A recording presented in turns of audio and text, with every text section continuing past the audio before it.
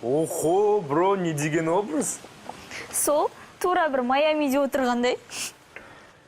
Егер ыңғайын тапсаң, кез келген жерді өзіңе ыңғайлы етіп, демалыс орны қылып жасап алуға болады. Оған сәл ғана қиял керек. Қасиет, көзілдерің шеш? Сіз тағы бір нәрсеге тапсырыс бересіз бе? Даяршы, маған тағы да бір мохито. Демалып тынығып алсаң, сиқырлачкин бізге бершеш. А сен бағдарламаны баста. Гүлденген әлем, Майамиден сәлем, бұл контент жобасы. Барлық қызық біздің бағдарламада. Өздеріңіз көргендей, біздің жүргізушілер студиядан шықпай-ақ шетелден сәлем жолдауда. Және де достар, бізбен армандаңыздар, қиялдаңыздар, және ең бастысы экраннан алыстамаңыздар. Ал енді Қасиет мырза, бұлай демалу ойыңызға қайдан келді? Айтсам күлмейсіңдер ма? Біз негізі күліп болдық. Бүгін бағдарламаға киетін көйлегімді үтіктеп жатып, күйдіріп алдым. Сосын не істерімді білмей, мынау футболкам тұр екен, соны алдым да іліп кете салдым. Басқа панамка, көзге очки дегендей. Сосын студияға бірінші келіп, сендер жоқсыңдар. Сосын коктейль сатып алдым да шамалы қиялдап кеткенім ғой. Сонда барлығы киімді күйдіріп алғаннан болып тұр ғой? Иә, киім үтіктеу де өнер.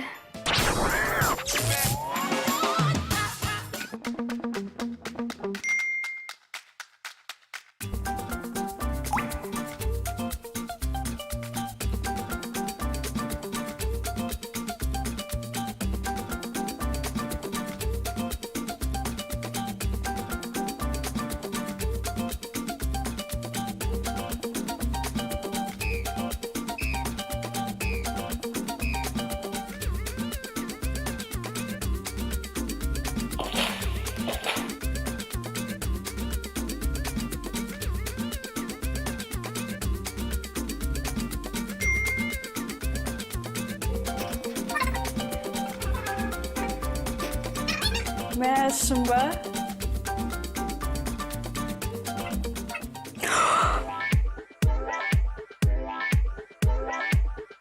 Упс, құрбым, сенің дәл осындай жағдайға тап болғаныңа сенімдімін. Саспа, мен қазір саған осы мәселені шешудің ең тиімді жолын айтып беремін. Ең алдымен сасқалақтамай, үтікті тоқ көзден ажырат. Жидені сабымен сықылып әуре болмай-ақ қой. Бұл бәрібір көмектеспейді. Саған дәл осы жағдайда әр үйден табылатын қант ұнтағы мен лимон қажет болады. Әуелі лимон мен үтігізі қалған жерді жақсылап, ысқылап шығамыз. Сосын дәл сол тұсқа қант ұнтағын сеуіп,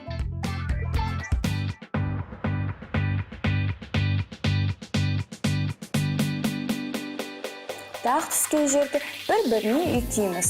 Содан соң біраз уақыт күтуіміз қажет. 2-3 минуттан соң таза суға жуып, кептіріп қоямыз. Мінеки достар, көйлегімізде ешқандай дақтың ізі қалмаған. Және де достым, есіңде болсын, кез келген мәселенің шешімі бар.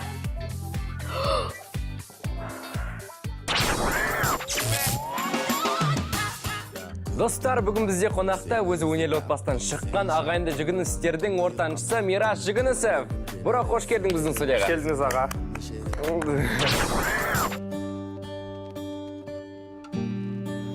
Мирас Жүгінісов, ағайынды Жүгінісовтер отбасының мүшесі. Қазіргі таңда шығармашылығы қарқындап дамып жатқан әншілердің бірі. Оның жуырда шыққан «Әндетемін» атты әні трендтегі туындылар тізіміне еніп, біраз тыңдарманның жүрегін жаулады. Фобия шахмат пен футбол. Фобиясы жоқ. Айтуынша, ол ештеңеден қорықпайды.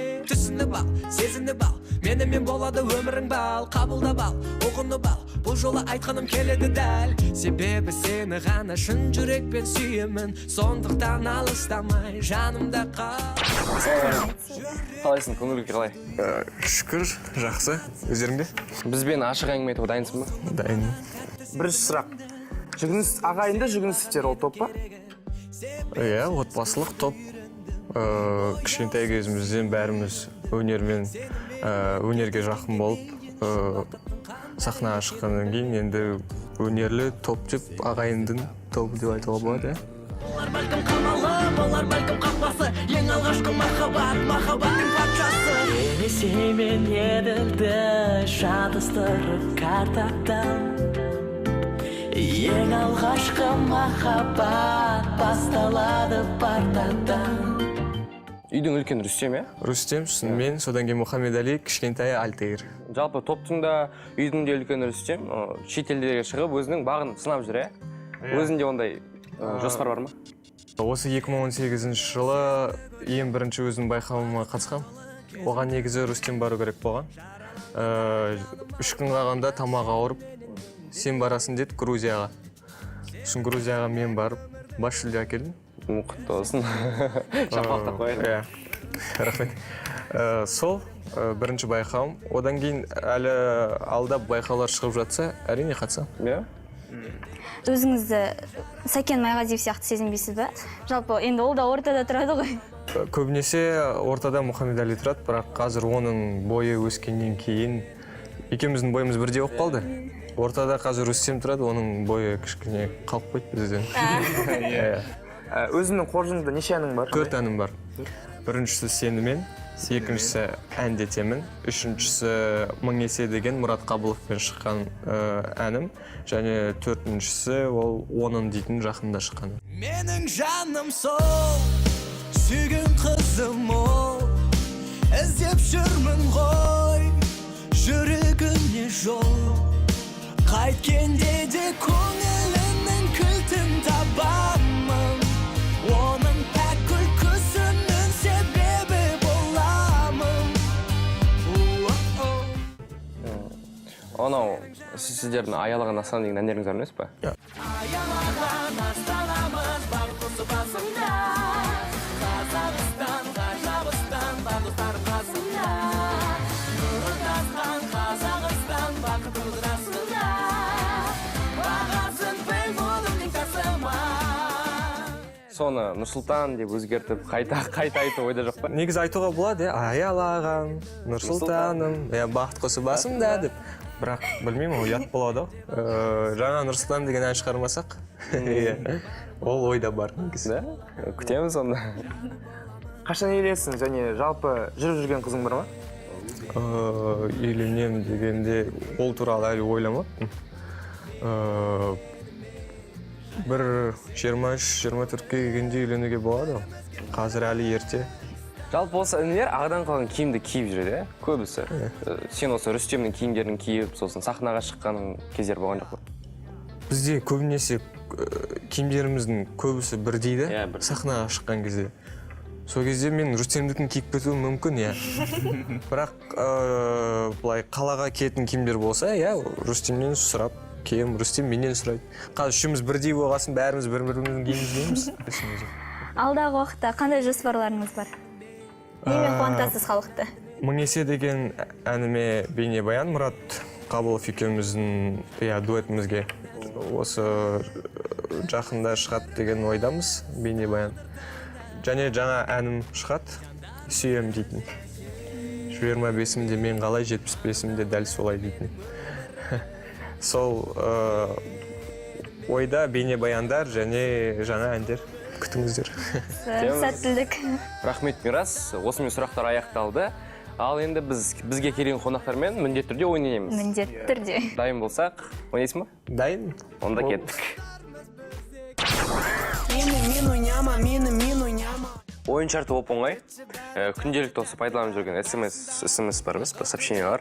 Сол SMS жазғандағы смайликтер бар емес па? Солардан құралған осы мақал-мәтелді табуың керек. Ал егер таба алмасаң жауабын, осыған дейін ұнатқан қыздарың бар емес па? Солардың аттарына талдырасың. Олар ондай көп емес па? Жарық бердің жанға қараңғы, емдеп алдың ескі жарамды. Менде сенің барың боламын, бағың боламын, жаның боламын, жарың боламын. Сенімен мағыналы мәнді менің өмірім. Менімен жайланады сенің нәзік көңілің. Ал кетті біріншісі. Қыздың атын айта берді. Жоқ, ойланып көрсетші ма? Екеуміз бірге ойланайық. Бірге ойланайық ал. Смотри, не упади тут. Это будет фиаско. Не, Бұл жерде... оған атып жатыр, А? Атып жатыр ма? Ну, дауыс белгіленген, типа. Сосын, пистолет. Біліп тұрған жоқпын мен оны. Точно? Точно. Шама білем. Жоқ білмеймін. Это фиаско, братан. Жарайды. Қыздың атын атайсың ба? Мен кішкентай кезімде қызым болатын. Анира дейтін. Кім? Анира. Анира. Иә. Сол. Анира, привет. Жауабы айтылған сөз, атылған оқпен тең. Ну, типа, атылған оқ. Так, келесі мақал. Значит, суп. Рис, ата и чере сосын нан. Сен мектепте по-любому естідің мұны. Мектепте естідің бе? Сен мектепке бардың ба деп сұрашайшы. Пиши из буквы И. Что случилось? Ведь ты сам с ним делал уроки. Зараза проклятая эта гимназия, чтобы она сгорела. Барыңдысың ба? Анда-санда бардың. Ас, ата, сы? Ас атасынан. Дұрыс, бәрі келді. Молодец, мен расты. Келесі. Қашан бітеді мына? Шамалы. Ано ит па? Точка, қол, ит. Қазір мынаны білуім керек мен. Қазір.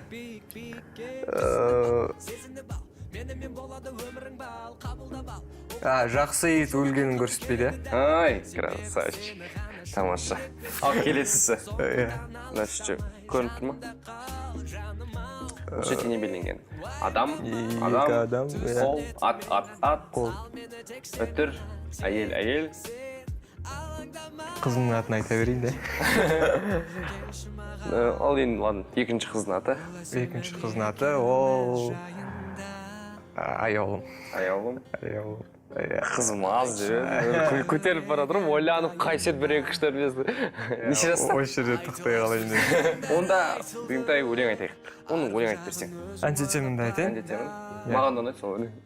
Әдетте бәрі тәтті бәрі басында, уақыт өте кете буы қалады басыла. Бірақ өзгеше ерекше бөлекше біздің жай, себебі сиқыр көпір бар арасында. Түсініп ал, сезініп ал, менімен болады өмірің бал, қабылдап ал, ұғынып ал, бұл жолы айтқаным келеді дәл, себебі екеумізге не керегін білемін, алыстамай сондықтан жанымда қал. Рахмет, Андушек. Сау болыңыз. Аға демеш баған. Все, рахмет.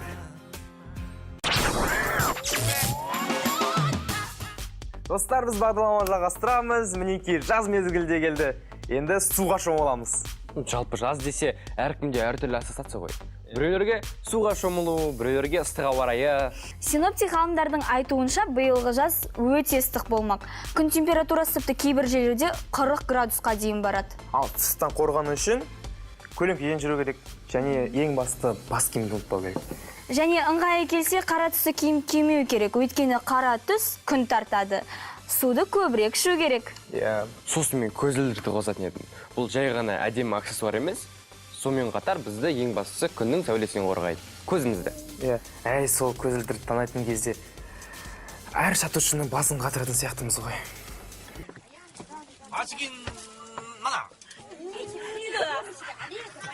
Жалпы көзілдірік жиі ауысатын аксессуар ғой.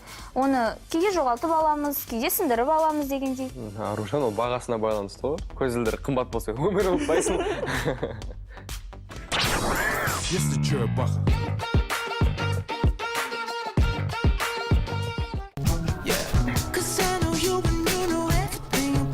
Бәріңе сәлем. Сіздер де көзілдірік таңдау барысында қиналған боларсыздар. Бар мәселе сіздің бет пішініңізде. Олай болса бүгін осы жайлы айтамыз. been dancing on top of cars and stumbling out of bars. I follow you through the dark, can't get enough. You're the medicine and the pain, the tattoo inside my brain. And baby, you know it's obvious, I'm a sucker for you. Say the word and I'll go anywhere blindly. I'm a sucker. Егер сіз дөңгелек жүзді болсаңыз, онда көп жағдайда жіңішке формалы көзілдірікті таңдаңыз. Сонымен қатар сізге шишасы тік төрт бұрышты көзілдіктер де жарасып-ақ кетеді. Ал егер иегіңіз сүйірлене бітіп, есесіне маңдайыңыз кең болса, онда жиектемесіз, көлемі кішкентай көзілдіріктерді таңдағаныңыз жөн. Сопақ формадағы бет пішінге тік төрт бұрышты, дөңгелек немесе сопақша формадағы көзілдіктер таққан дұрыс. Ал сіздің жағыңыз ат жақты болып келсе, онда көлемді көзілдіріктер сәніңізді аша түседі. Мінеки достар, көзілдірік таңдамас бұрын біздің кеңестерімізді еске алыңыз. Кәдеңізге жара.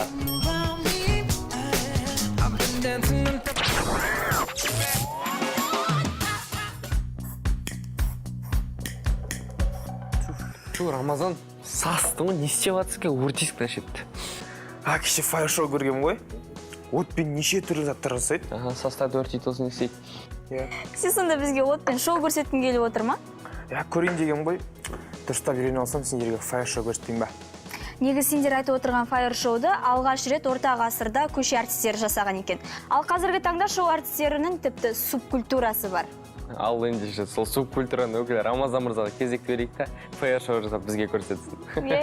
Жоқ, мен ойлан қалдым. Неге? Негізі тауық сойса да қасапшы сойсын дегендей бұл эксперименттің де маманы бар ғой. Ал бізде ондай маман бар. Фаер-шоу жасайтын көше артисі болмаса да, зертханада нағыз шебер Жұлдызбаевқа кезекті берейік.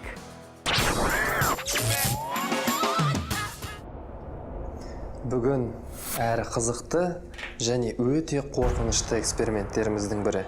Сендермен бірге профессор Жұлдызбаев, ал біз бастаймыз! Сәлем достар! Әдеттегідей профессор Жұлдызбаев, бірақ әдеттегіден тыс локацияда менің көмекшілеріммен бірге байқап тұрсыздар да, жаңа көмекшілерім бар екен. Сендермен бірге танысайық. Ал, сенің есімің? Бақнұр. Бақнұр, керемет. Және де кішкене үлкенірек профессор бар екен қасыңызда. Ақжол. Ақжол мен Бақнұр үшеуміз біз жаңа естіңдер ғой, қандай эксперимент жасаймыз? Қорқынышты эксперимент. Ол үшін маған мынау бөтелке керек. Бәрекелді. Мына спирттан ашып, мына бөтелкенің ішіне біраз құюымыз керек. Енді бұл түбінде спиртіміз бар, қалған жерінде спирттің буы шығып жатыр. Біз оған кішкене көмектесіп жүру үшін былай дұрыстап тұрып шайқайтын болсам, спирттің буы көбірек пайда болады мына бөтелкеміздің ішінде. Оны енді жандыруымыз керек.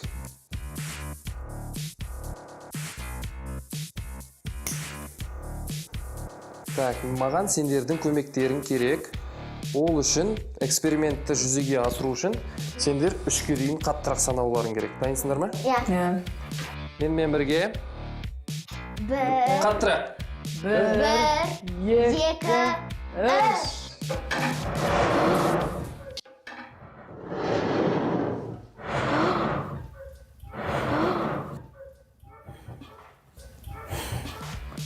Неге қол шапалақтамаймыз? Ұнады ма эксперимент? Иә. Бұл экспериментті міндетті түрде қараңғы егер бөлімшеде көретін болсақ, бөлмеде көріп өте әдемі болатын болады. Жасап көреміз бе? Иә. Жасап болсақ.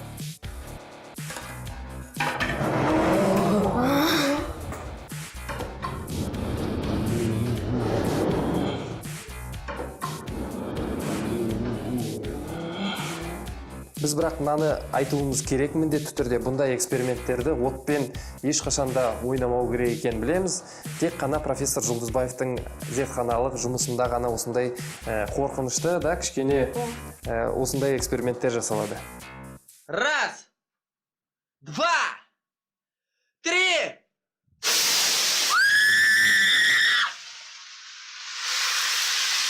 Мама!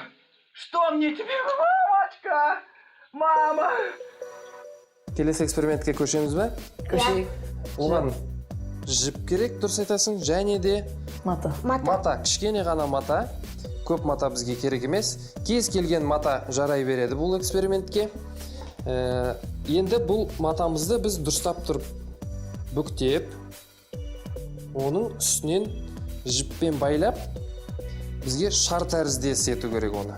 Бұл эксперименттің аты Fireball деп аталады. Ағылшын тілінен қазақ тіліне аударсақ, нені білдіреді? Fire. Fire. Мазафака! И даже не думай снова валять дурака со мной, окей? Ағылшынды мықты білесіңдер, да? От деген сөз fire и бол доп. Иә. Оттан жасалған доп жасаймыз қазір. Дайын болған сияқты. Кішкене домалаққа ұқсады, иә? Енді ол үшін бізге бағанағы қолданған этил спирті керек. Біраз құямыз мынаны. Енді көмектерін не істейміз? Бір таңғажайып бір сөз абракадабра айтып жіберейік, иә? Абракадабра. Так, жанып тұр, иә? Иә. Қолмен ұстау қалай ойлайсыңдар? Болмайды. Профессор көрсін, иә, бірінші? Профессор. Сіз баса көрсін. Иә, профессора не жалко.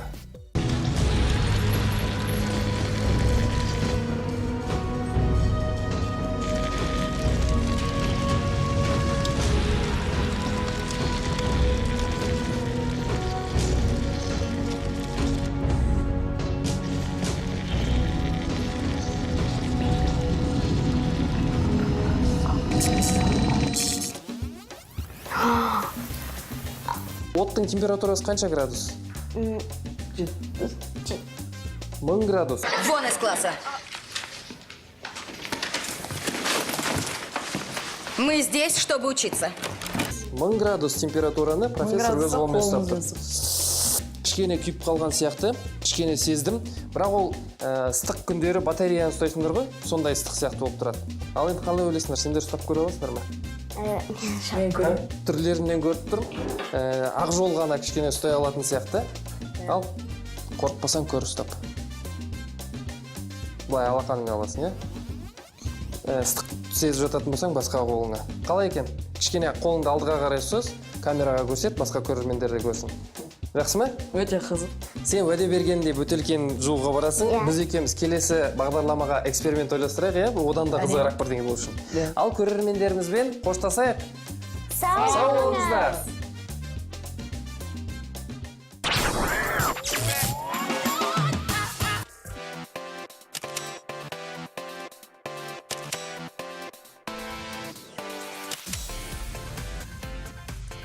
Туф, қандай красавчикпін.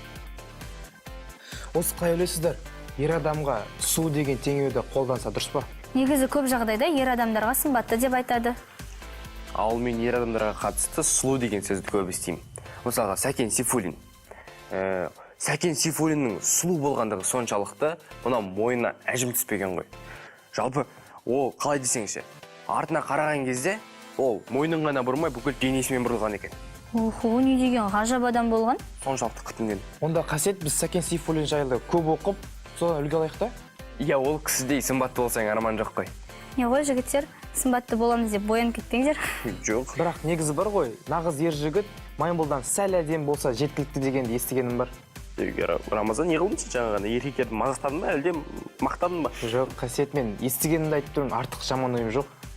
Жігіттер, негізі ер адам қанша жерден сымбатты болғанмен қыздардың сұлулығына татымайды ау. Оның рас.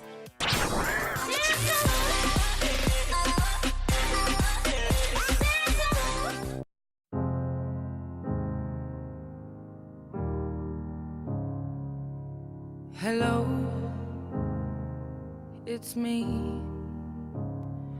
I was wondering if after all these years you'd like to meet. Туф, бетіме безеулер шығып кетіпті. Ал бүгін кешке туған күн кешіне бару керек. Сәлем құрбым. Бұл біздің жасымызда қалыпты жағдай. Ал мен сіздерге бұдан құтылудың жолдарын көрсетемін. Ал ол үшін маған ақгүл көмектеседі. Себебі мен өзім бояна алмаймын. Қызықтырмайды кім не айтады, істеймі неме жаңғырықпен жол. Күліп күлме шағылады күн, бүгін маған бәрі мүмкін, кімді кім қоя алмайды кім. Ақгүл, біз қазір не жағып жатырмыз? Так, мы сейчас наносим специальную базу под тональный крем, он порасужающий и противовоспалительный, как раз для проблемной кожи.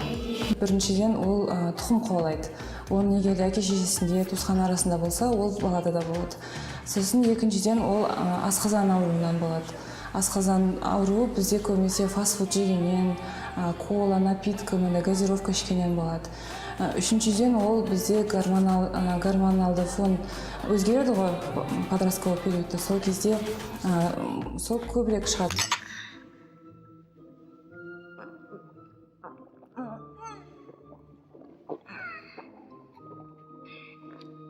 Боюсь, меня вырвет. Меня тоже.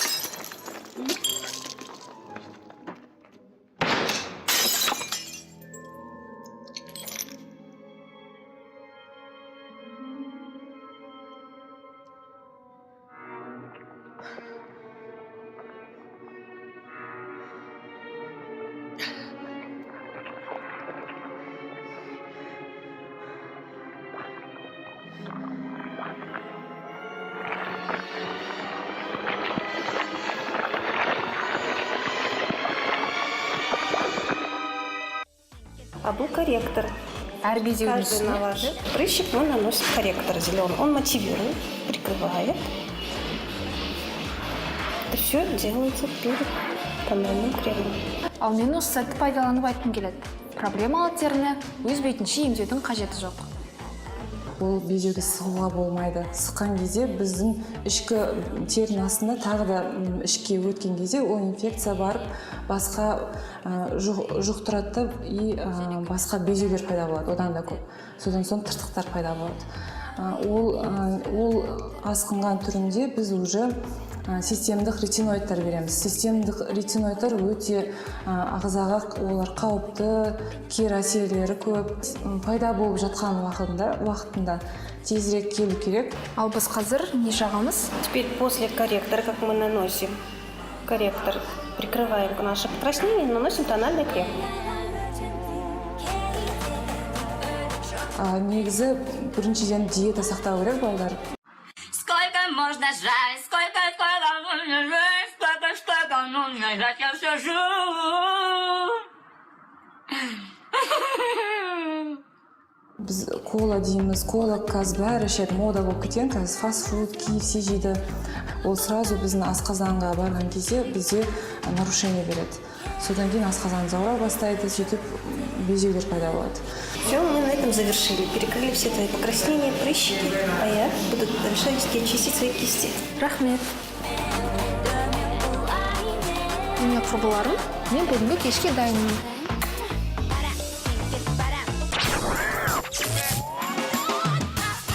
Достар, мінеки өкінішке орай сіздермен қоштасатын сәт те келді. Ал менің сіздерге айтар өте бір қуанышты хабарым бар. Бүгіннен бастап контент жобасының өз поштасы жұмыс істейді. Мұна төменде көрсетілген адреске өзіңіз түсірген қызықты күлкілі видеолар, вайндар, кез келген тақырыпқа қатысты репортаждарыңызды жіберсеңіздер болады. Ал біз ішінен ең қызықтысын таңдап алып, бүкіл Қазақстанға көрсетеміз. Сөйтіп сіздер де контент жобасын бізбен бірге эфирге шығаруға атсалысасыздар. Ендеше сәттілік. Және есіңізде болсын. Бұл нағыз сіз көретін контент. Сау!